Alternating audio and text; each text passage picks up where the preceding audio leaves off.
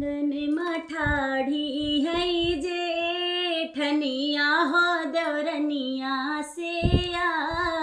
रजकार देवरनिया से रजकार हो मोरी छोटी कऊ छल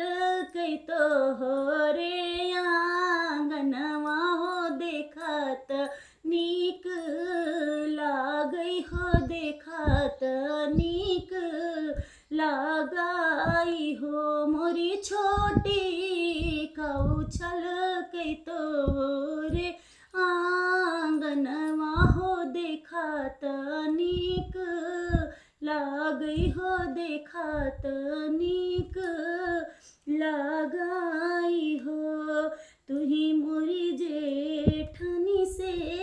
जेठनी हो तुहीनी मोरी जेठनी नी हो मोरी जेठनी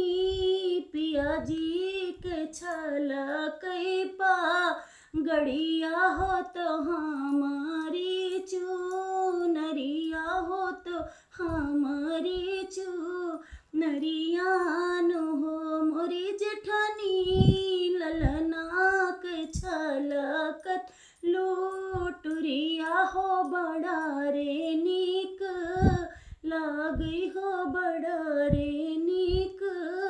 लगाई हो। कहाँ पयो लालन कैलो टुरिया हो तो पानी चू नरिया हो तो पानी चू नरियान हो मोरी छोटी कहाँ पायु पिया कै पागड़िया हो बड़ा रे नीक लागई हो बड़ा रे नीक लगाई हो।